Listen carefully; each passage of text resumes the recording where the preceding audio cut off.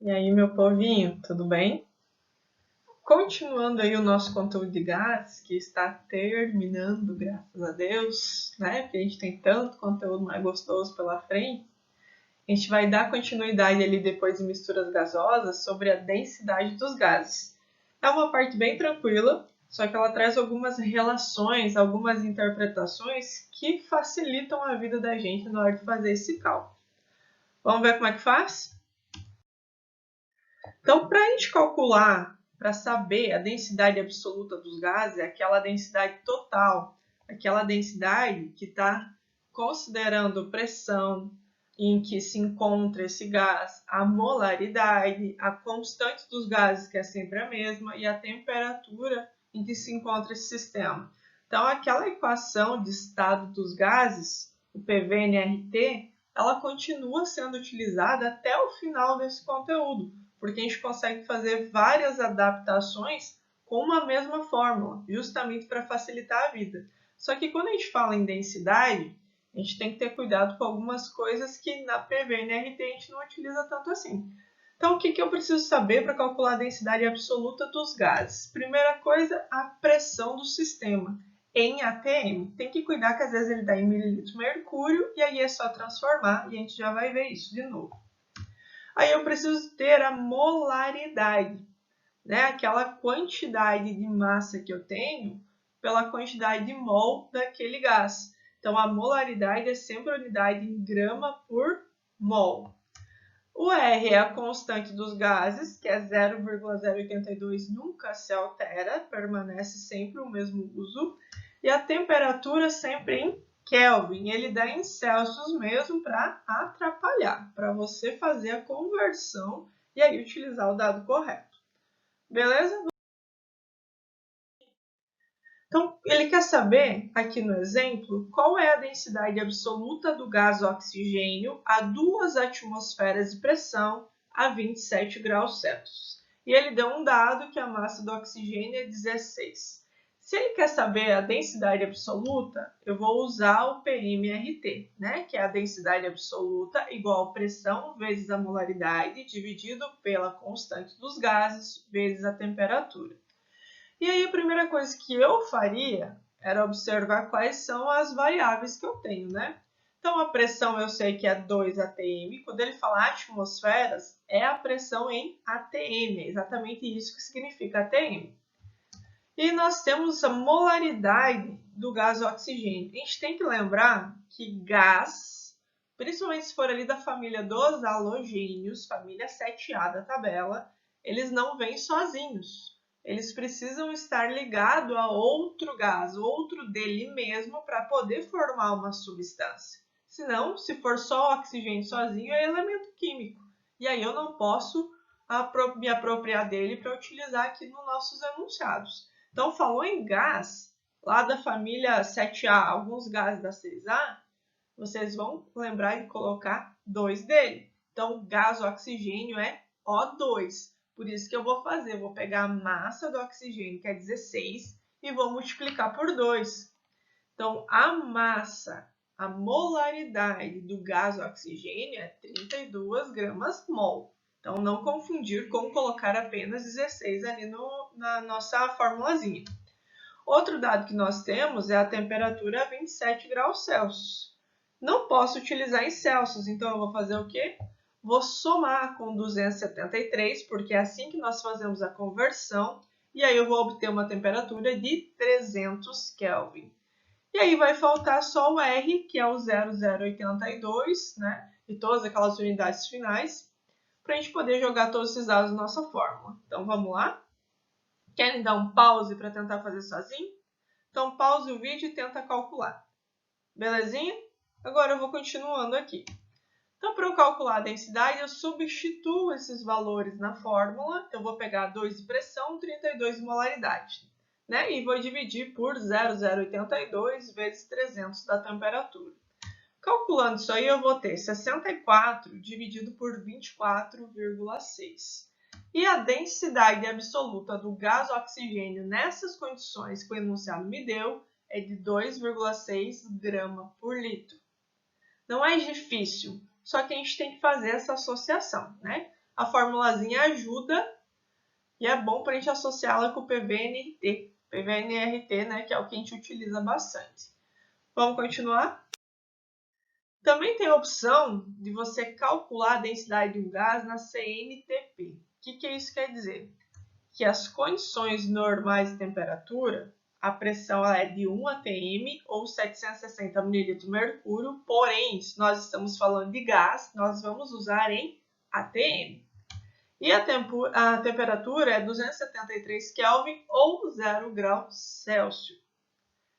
E a gente tem que lembrar que 1 mol de qualquer gás ocupa um volume de 22,4 litros. Isso a gente já viu lá em estequiometria, a gente já viu lá nas relações de massa.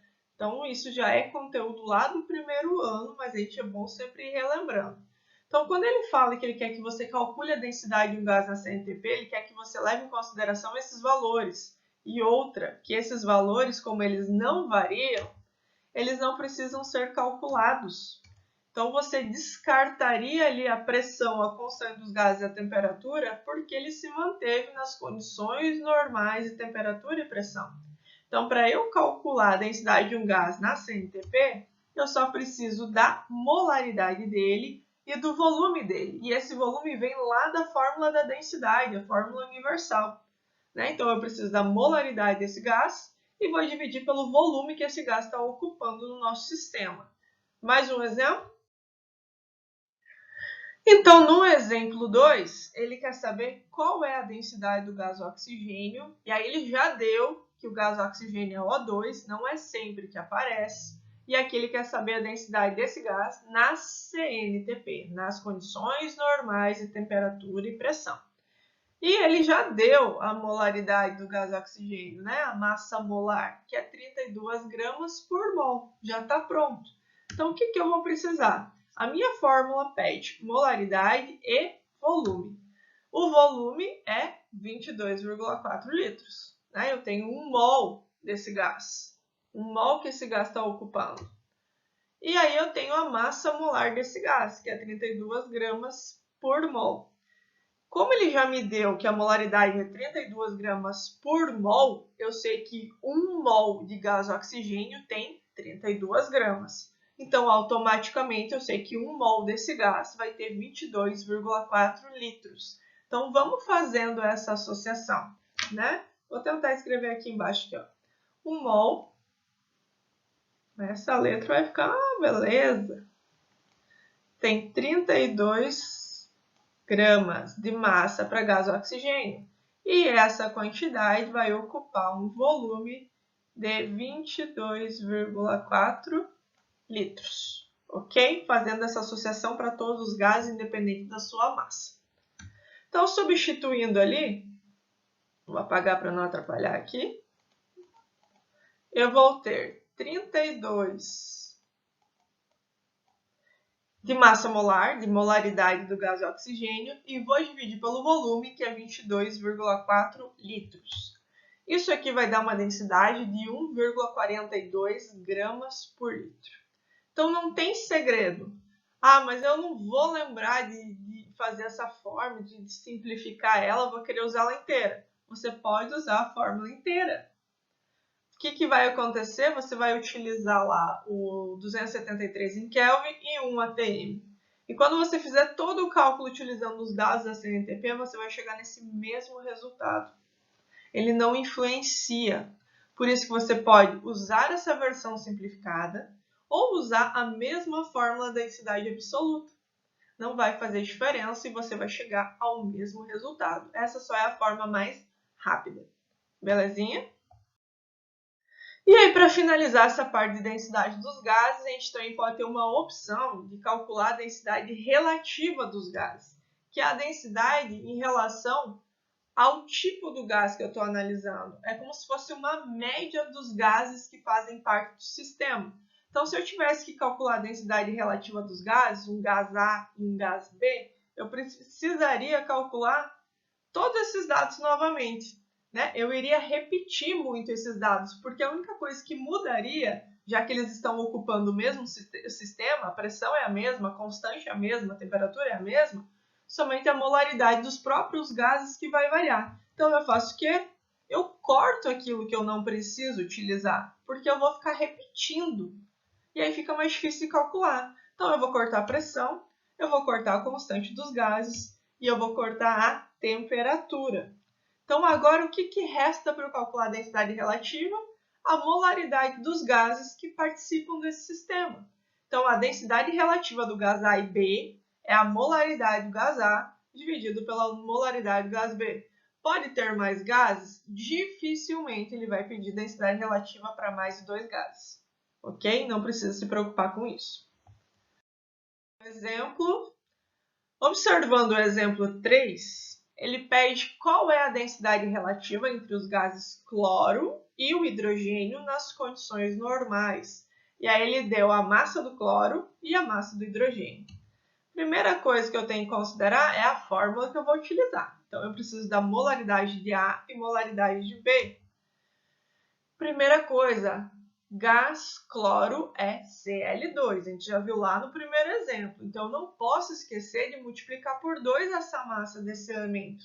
Então, eu tenho 35,5 de massa de cloro vezes 2, porque eu tenho 2 cloros formando o gás cloro. Então, eu vou ter uma massa molar de 71 gramas por mol. A mesma coisa a gente faz para o hidrogênio. A massa do hidrogênio é 1. Como eu tenho gás hidrogênio, eu tenho 2 átomos de hidrogênio nessa substância. Então, vai ser 1 de massa vezes 2. E aí, eu vou ter uma massa molar de 2 gramas por mol. Substituindo na fórmula, eu tenho 71 gramas mol de cloro e 2 gramas mol de hidrogênio. Fazendo esse cálculozinho, eu vou chegar a uma densidade relativa para esses dois gases de 35,5 gramas por litro. Ficou bem parecido com o valor do cloro, mas é porque o hidrogênio ele tem um valor bem pequeno, né? Um valor inteiro, um valor unitário de 1, por isso que não faz tanta diferença. Mas esse mesmo cálculo é utilizado para os mais variáveis gases. Pessoal, tranquilo? Não é difícil, né? É só uma parte de interpretação, de relação dessas formulazinhas. Não é algo que cai muito no vestibular no Enem, porém ele traz uma interpretação dessa densidade, que a gente vai ver mais lá em difusão e efusão dos gases, que é a nossa última aula sobre os gases. E aí depois nós avançamos para a próxima apostila. Quem ficou com dúvida, essa semana a gente não tem tarefa para vocês, não tem exercícios, eu vou incluir num exercício um pouquinho maior para a semana que vem, com uma questão de densidade relativa, uma de mistura gasosa e assim por diante, para não ficar muito grande. Mas quem tiver dúvida, quiser refazer esses cálculos, quiser tentar fazer algum da apostila e não conseguir, me avisa, pode me chamar que eu ajudo vocês. E se tiver alguma coisa ainda, algum que ficou mais difícil, a gente tem uma boa notícia para vocês. A gente vai poder, não sei se vai ser já a partir da semana que vem, ter alguns encontros, né, semanais ali virtualmente. Acho que a gente vai utilizar a plataforma do Zoom para a gente ter esse encontro para tirar dúvida, para poder conversar um pouco sobre esse conteúdo, para abrir um debate sobre as coisas que estão causando maior dificuldade ou não. Não vai ser uma aula, mas sim vai ser mais uma forma de a gente se comunicar melhor. Então, eu espero vocês lá. Até a próxima aula.